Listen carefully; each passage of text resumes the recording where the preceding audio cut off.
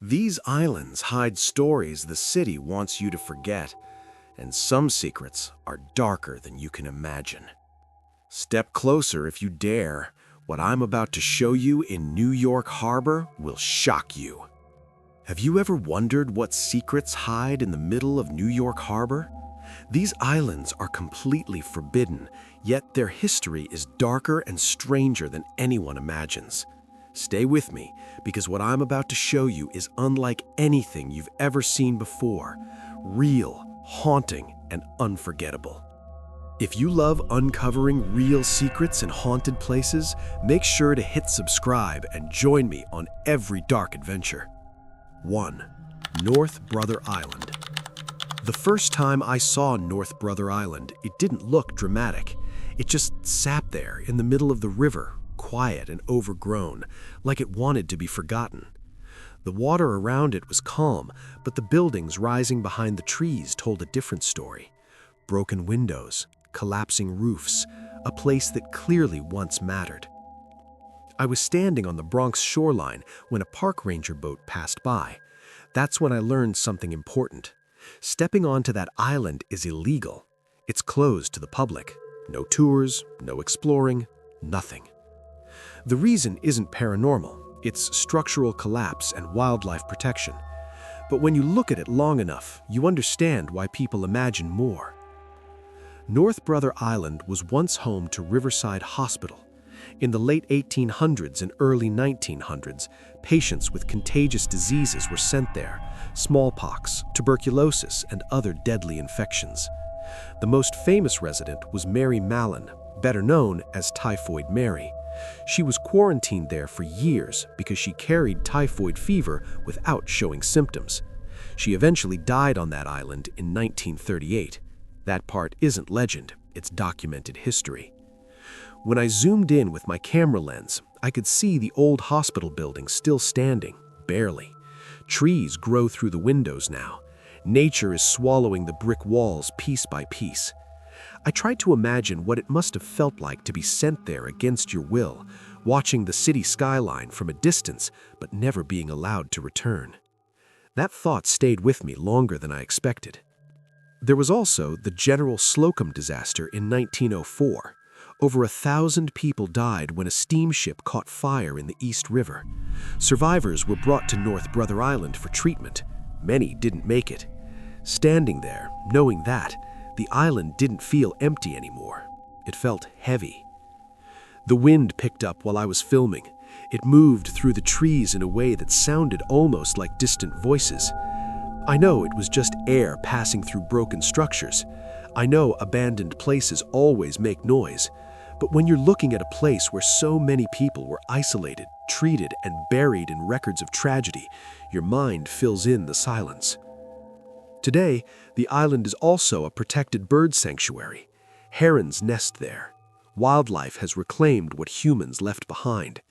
The city keeps it closed for safety and preservation. That's the official reason. And it makes sense. Still, as the sun started to set behind the skyline, the windows of the old hospital turned dark one by one. For a moment, I stopped filming. I just watched. Not because I saw something, but because I felt something. Not every forbidden place is haunted by ghosts. Some are haunted by history. 2. South Brother Island. I did not expect South Brother Island to feel so different from the city around it. From the Bronx shoreline, it looked small, quiet, almost harmless.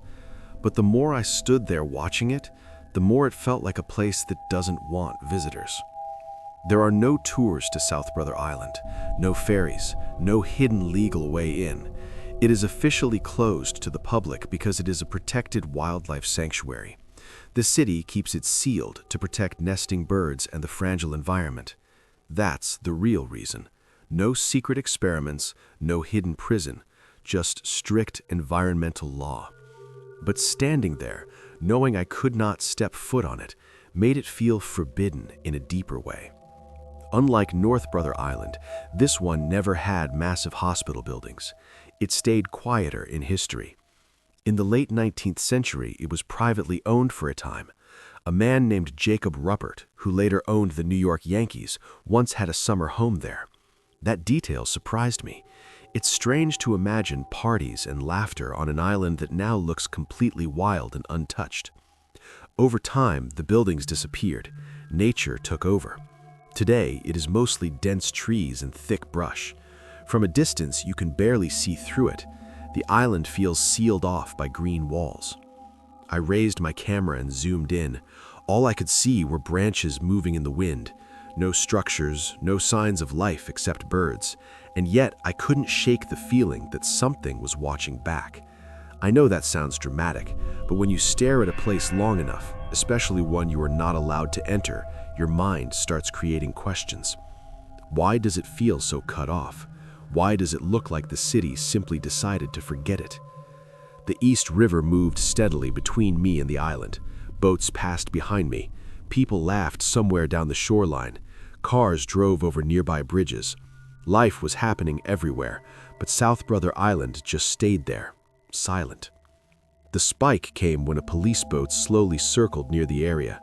Not dramatic, not intense, just a reminder. This place is monitored. It is protected. It is not for you. That moment made it real. This is not an abandoned theme park or a crumbling hospital full of broken windows. It is something stranger, a piece of land in the middle of New York City that humans stepped away from on purpose. As the sun started to drop, the trees turned darker. The island became a solid shadow in the water. No lights came on, no movement except birds flying overhead.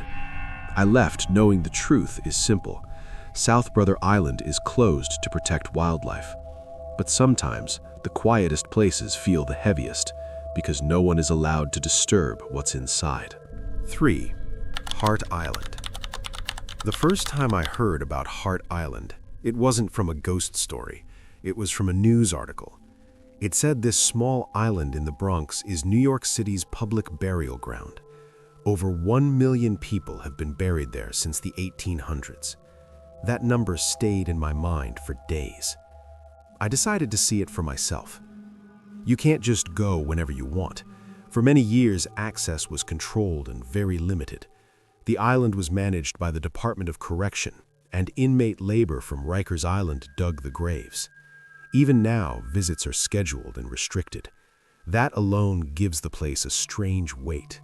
When a place is connected to both prisons and mass burials, it changes how you look at it. I stood on City Island and looked across the water. From far away, Hart Island doesn't look terrifying. It looks calm. Trees cover most of it. A few old buildings sit near the shoreline, including the remains of a former psychiatric hospital and other facilities that once stood there. But what makes it different is what's under the ground. Long trenches were dug there.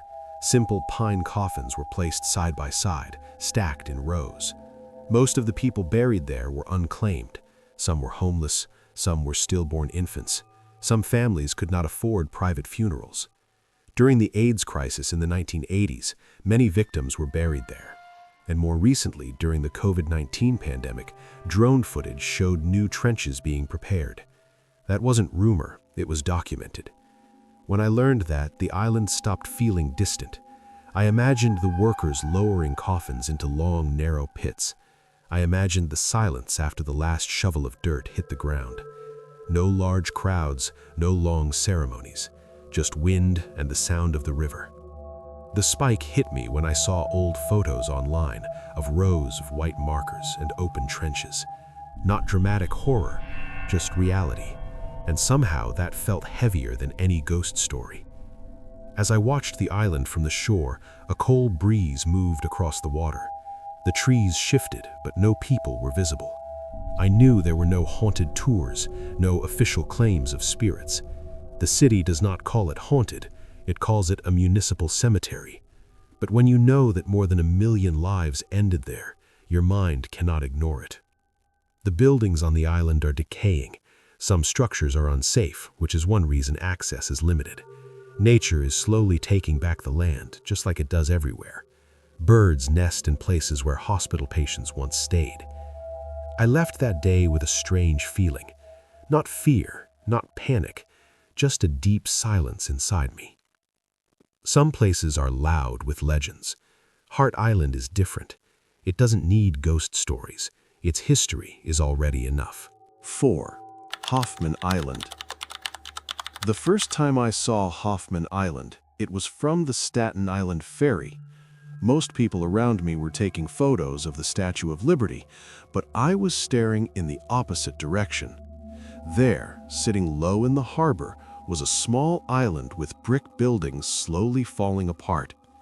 It didn't look dramatic. No tall towers, no giant ruins, just a few old red brick structures surrounded by trees. But once I learned its history, I couldn't look at it the same way again. In the late 1800s, Hoffman Island was used as a quarantine station. Immigrants arriving in New York who showed signs of contagious diseases were sent there. Cholera, yellow fever, smallpox. If doctors believed someone was sick, they were separated from their families and kept on the island. That part is documented history. Ships would arrive full of hopeful people, but some never made it past the harbor. I tried to imagine that moment. You leave your country for a better life. You finally see New York, and instead of stepping into the city, you were taken to a small island and told to wait. Maybe days, maybe weeks, maybe longer. The ferry kept moving, but I couldn't stop thinking about it. Later, I read that both Hoffman Island and nearby Swinburne Island handled thousands of patients. Some recovered and moved on to start new lives. Others died there and were buried with simple markers. Over time, medical advances made the quarantine stations less necessary, and by the mid-20th century, they were closed. Today, the island is completely off-limits to the public. The buildings are unstable. The land is also protected as a nesting site for birds. You cannot legally step onto it. No tours, no exploring. That restriction adds something to the atmosphere. I went to a quiet spot near the shoreline in Staten Island one evening just to watch it. The sun was going down, and the brick buildings turned dark against the sky. Windows looked like empty eye sockets. I know that sounds dramatic, but when you see abandoned hospital wards sitting alone in the water, your mind fills in the silence. A boat passed between me and the island, and for a few seconds it blocked my view. When it moved away, the island felt farther than before, isolated, still. The spike came when I thought about the people who stood on those docks, weak from illness, staring at the skyline they might never reach. That's not a legend, that's real. The wind picked up, and the trees on the island moved slightly. No lights, no voices, just history sitting quietly in the middle of New York Harbor. Some people call places like this haunted, maybe not by ghosts, but by unfinished journeys. 5. Swinburne Island. I first noticed Swinburne Island on a gray afternoon when the harbor looked almost empty.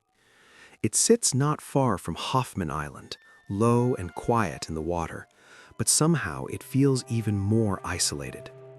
From a distance, you can see the outlines of old brick buildings, worn down by time and salt air.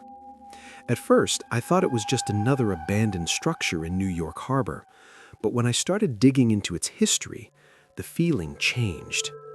Swinburne Island was built in the 1860s as an artificial island. It didn't even exist naturally. The city created it to serve as a quarantine station. Immigrants who arrived sick were taken there to prevent outbreaks from spreading into Manhattan.